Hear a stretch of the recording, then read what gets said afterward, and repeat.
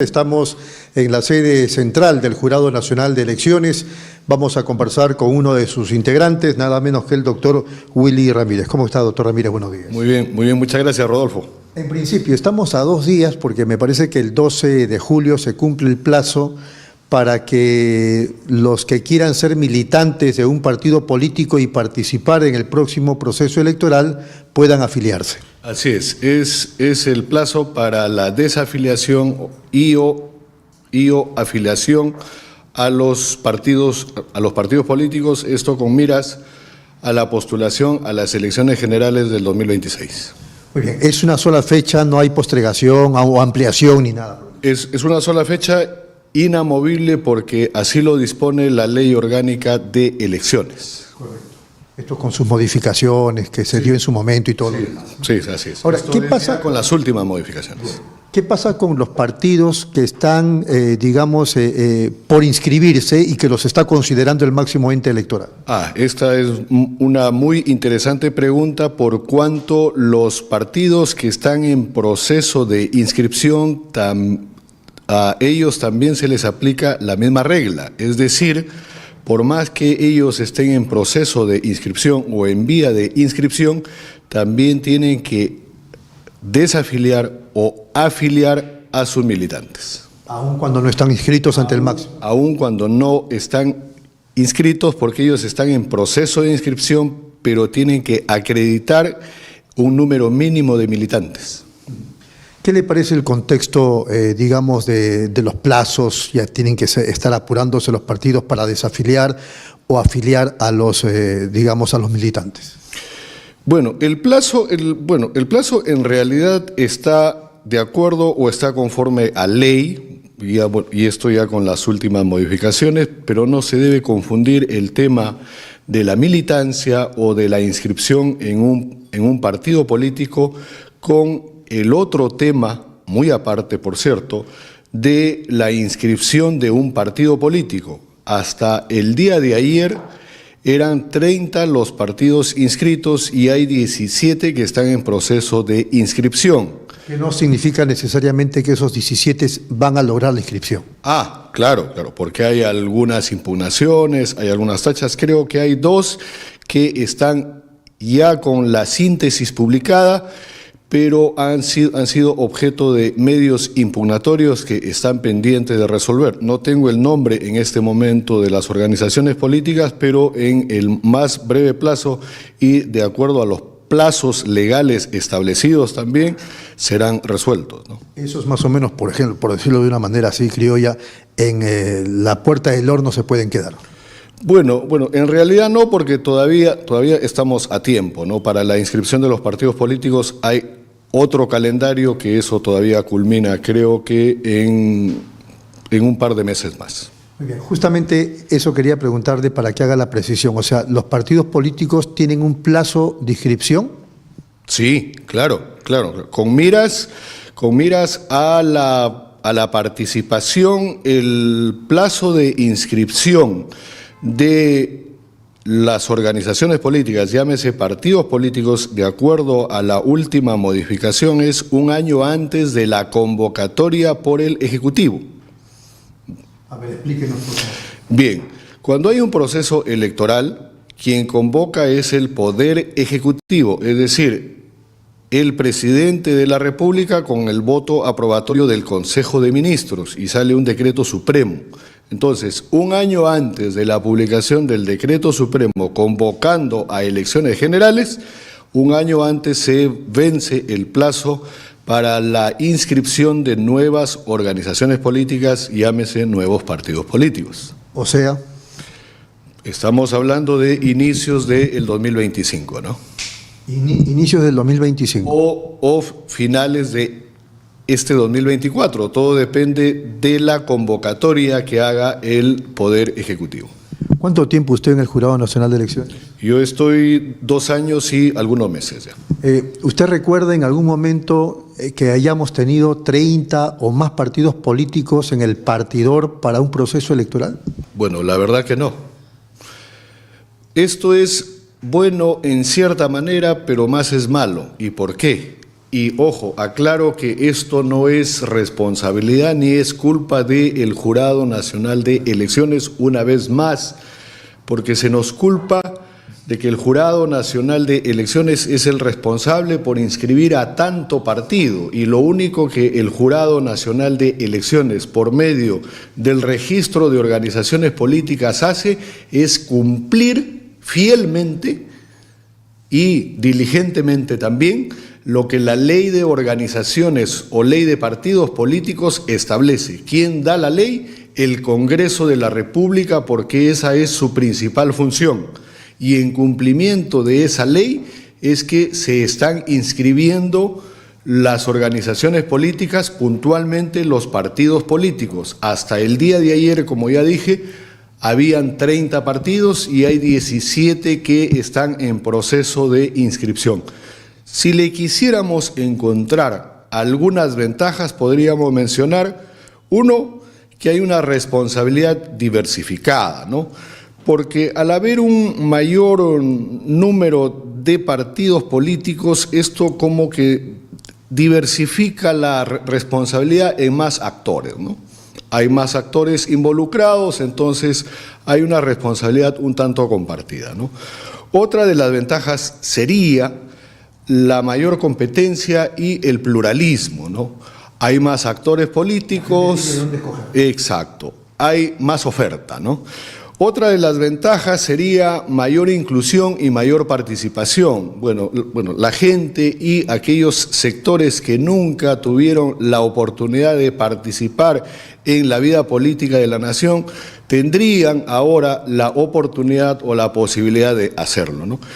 Pero más son las desventajas, y lo que podríamos mencionar sería la fragmentación y la complicación que hay en la gobernabilidad. Al haber tanto partido político y esto que van a tener representaciones en el Congreso, va a ser bastante complicado que se pongan de acuerdo para alcanzar una mayoría congresal, por ejemplo, ¿no? Bueno, claro. No sé cuántas bancadas habrán, pero lograr consensos en ese escenario va a ser un tanto complicado. La otra desventaja, fuerte por serio, bueno, por decirlo, es el de la confusión electoral, porque al haber tanta oferta, ya el electorado va a estar bastante confundido, y al haber estos cambios de camiseta que hoy están con una camiseta, ayer estuvieron con otra y antes de ayer estuvieron con otra, ya el electorado no sabe qué pensar y no sabe a quién elegir, ¿no? Y eso ya lo estamos viendo. Otra desventaja seria también es la del costo administrativo, porque para la administración electoral echar a andar toda la maquinaria con tanto partido político es bastante complicado, ¿no?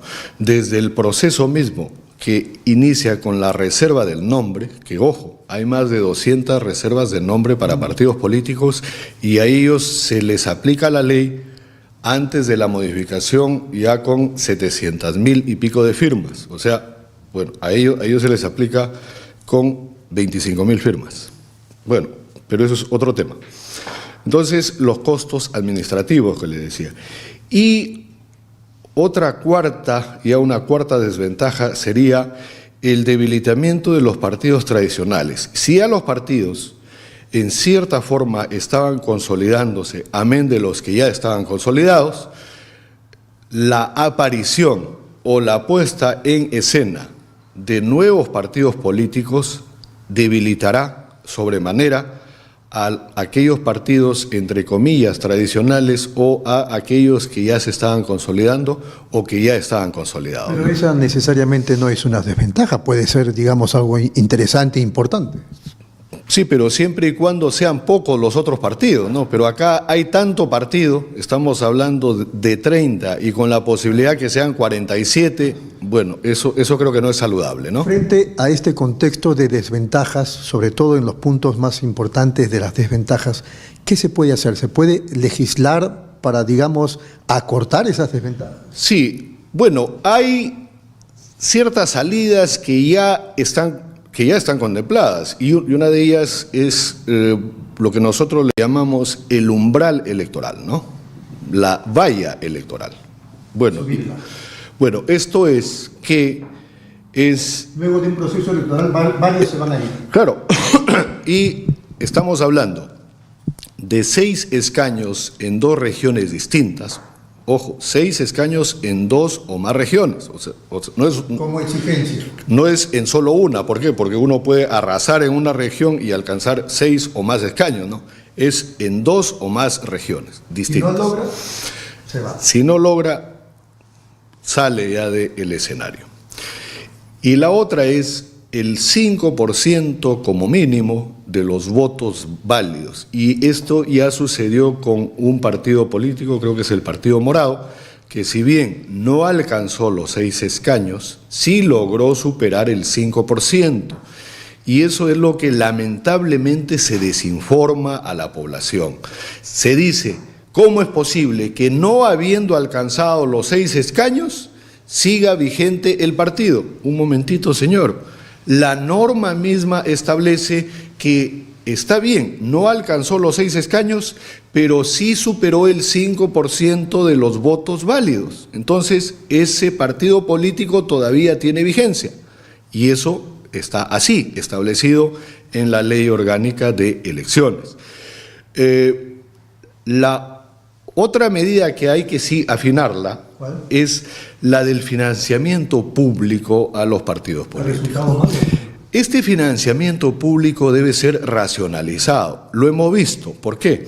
Porque el financiamiento público va a los partidos que logren una representación congresal.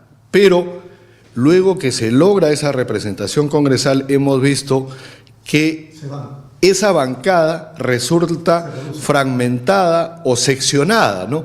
Pero el partido que logró esa representación congresal sigue percibiendo el monto por el número de escaños que obtuvo. Entonces, bueno, yo creo, o yo humildemente considero que ahí hay que hacer algunos ajustes a la legislación y ver en todo caso alguna alternativa, alguna salida, para ver si es que la bancada se mantiene como tal, obviamente seguir dándole el monto, pero si ya se fracciona, entonces en función al número de congresistas que mantiene, seguir dándole, pero eso ya es, bueno, pues un debate que ya le corresponde al propio Parlamento.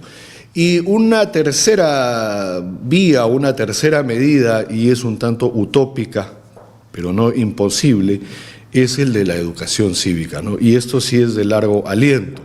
Hay que restituir la educación cívica en la currícula escolar.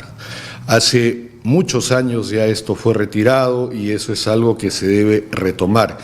Y yo claramente recuerdo en el 5º grado de primaria en mi distrito de Bolívar, en la provincia de San Miguel, en la región Cajamarca, que en 5º grado ya se me enseñaba qué era el Estado, cuáles eran los poderes del Estado, cuáles eran los elementos del Estado y la importancia que tenía la Constitución, porque en la Constitución ya está detallado esto. Hoy en día uno a un estudiante universitario le hace la pregunta y no sabe qué es el Estado, cuáles son los poderes del Estado, tampoco sabe cuáles son los elementos del Estado, ni qué es la Constitución. Creo que, entre otras cosas, el Chinito fue el que cortó esos temas en los colegios. Bueno, hay que decirlo también, esto viene desde la época de los 90, ¿no? Entonces, creo que hay que restituir este curso, esta materia, y podría ser también una opción que todos nuestros colegas abogados podrían dictar esta materia en los colegios secundarios, en los institutos tecnológicos, en los institutos pedagógicos, en los CETPROS, porque en las universidades sí se dicta esta materia de cierta manera, en algunas con mayor intensidad, en otras menos, pero en las universidades sí se dicta esto, más no en los otros centros de enseñanza superior, y no se dicta en la enseñanza básica, que tan necesario resulta hoy en día para que los votantes, que son los mayores de 18 años, es decir, los ciudadanos, puedan entender mejor cuáles son las opciones que se le presentan y puedan tomar decisiones informadas en el momento mismo de la elección. Muy bien, solamente antes de irnos a la pausa, porque vamos a regresar un ratito si me permite, quería precisar lo siguiente. Hay cosas que se hicieron mal en los 90, pero en los 90 han pasado gobiernos, varios periodos, no voy a mencionarlos, varios de ellos han pasado y no subsanaron esos errores. Vamos un ratito a la pausa, amables televidentes, y regresamos para seguir conversando con el doctor Willy Ramírez.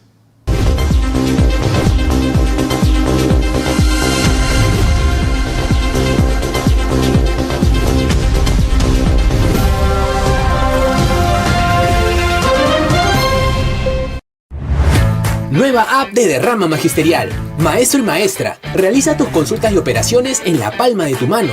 Con el nuevo app Derrama Magisterial podrás realizar tus operaciones en todo momento y desde cualquier lugar. Solicita un crédito, consulta el estado de tu cuenta individual, accede al estado de tus créditos, actualiza tus datos, accede al servicio de asesoría legal gratuita. Ubica nuestras oficinas a nivel nacional. Descárgalo hoy mismo en tu Play Store. Derrama Magisterial, seguridad social para el maestro. Bienvenidos a mi lugar favorito. Les quiero contar por qué siempre vengo a Plaza Hogar. Aquí encuentras de todo. Y si un mueble me gusta, lo personalizan a mi antojo. Elijo el color, la tela, todo a medida. Y también puedo traer a reparar todos mis muebles. Además, el servicio de despacho funciona perfecto y a un precio accesible. Y por si fuera poco, siempre encuentro estacionamiento. Somos Plaza Hogar.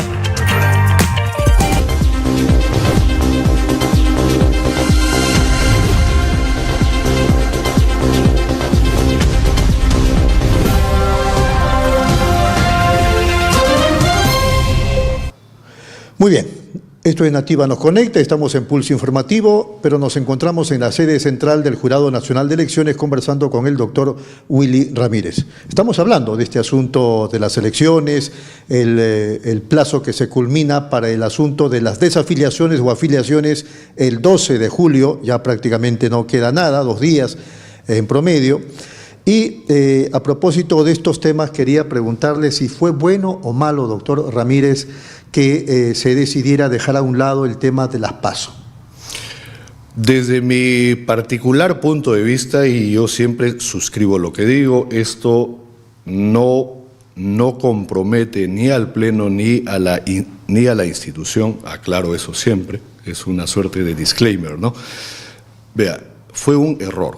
Yo acabo de regresar de Uruguay, en donde muy bien funcionan las PASO, que ellos, sorprendentemente para mí, le llaman internas, pero son primarias, en donde toda la ciudadanía asiste voluntariamente. Sin afiliación. Voluntariamente, o sea, ¿por qué? Porque las elecciones allá en una primera y en una segunda vuelta son obligatorias, pero las internas, que para nosotros serían primarias, son voluntarias. Y en esta ocasión ha asistido alrededor del 38%, que ellos consideran que es muy baja la asistencia a votar. El 38% ha asistido a votar, donde ellos eligen a sus candidatos, quiénes van a ser sus candidatos. Y puede una persona, así no sea afiliado, militante, etcétera, de una organización política, puede elegir a quién va a ser el candidato por esa organización política y solo puede optar por una sola opción, valga la redundancia, ¿no? Entonces, elige uno y listo, agotó su opción. Entonces, eso hace que cuando culmine la jornada ya se sepa quiénes van a ser los candidatos en las elecciones generales que ya se vienen en Uruguay, y vea, se desarrolla con la más absoluta tranquilidad, con el más absoluto civismo, y ellos mismos se criticaban que cómo era posible que tan solo el 38% haya asistido a votar cuando lo normal es que sea el 50 o el 60%, porque ya para la primera y para una segunda vuelta eventual, bueno, asiste casi el 100% de la población. Estamos hablando, obviamente, de un estado de, bueno, solamente 3 millones y que la capital pues congrega a 1,5 millones, pero no podemos pasar por alto que Uruguay es un referente en la democracia latinoamericana, en la subregión de Sudamérica, así como Costa Rica es en la región centroamericana, ¿no? Entonces, desde mi humilde punto de vista, considero que no se debió dejar de lado, porque la norma aprobada establece que las elecciones primarias ahora son una opción de 3, ¿no? Están las elecciones primarias y hay una serie de requisitos que le han añadido para desalentar a que éstas se lleven a cabo, ¿no?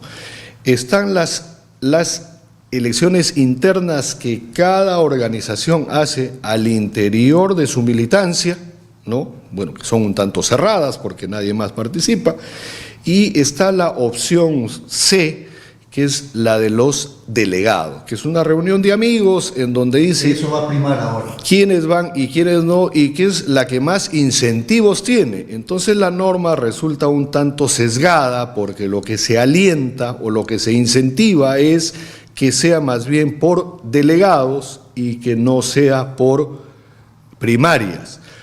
Porque inclusive a las primarias se le ha puesto hasta una valla, que es el 10%.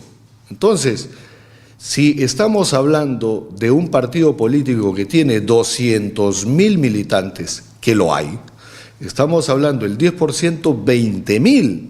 Entonces, imaginémonos una asistencia a votar de 20.000 personas en una organización política como mínimo. Esto es realmente titánico, ¿no? Alguien diría con mucha razón, quizá, estas primarias aquí en el Perú son un engañamuchachos. Bueno, yo no sería tan severo, pero sí diría que se ha hecho todo lo posible para que estas no sean así, ¿no?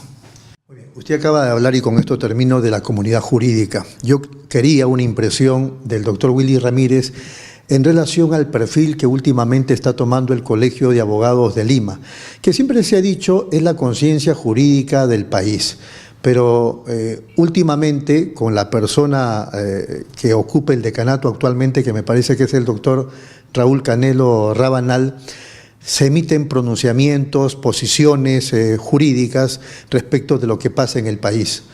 Hace muchos años que no se veía eso, creo que lo último, el doctor Aramburu Menchaca hace muchos años. ¿Es bueno o es malo la presencia del Colegio de Abogados de Lima en estos momentos, en este contexto? Es muy bueno, es muy saludable, pero sí hay que tomar en cuenta algo, que los comunicados del Colegio de Abogados deben ser aprobados por la Junta Directiva. ¿Y no es así? Bueno, no sé. No, pero hay que tomar en consideración eso. Bueno, quien habla fue directivo durante el año 2012-2013 en la gestión del doctor Raúl Chanamé Orbe, y todos los comunicados y todos los pronunciamientos que sacábamos era con la aprobación de la Junta Directiva. Solamente así es que estos comunicados y estos pronunciamientos tienen valor. Porque si es un pronunciamiento a nombre del señor decano nada más, es a título personal, ¿ya? Así que hay que tener cuidado también de eso.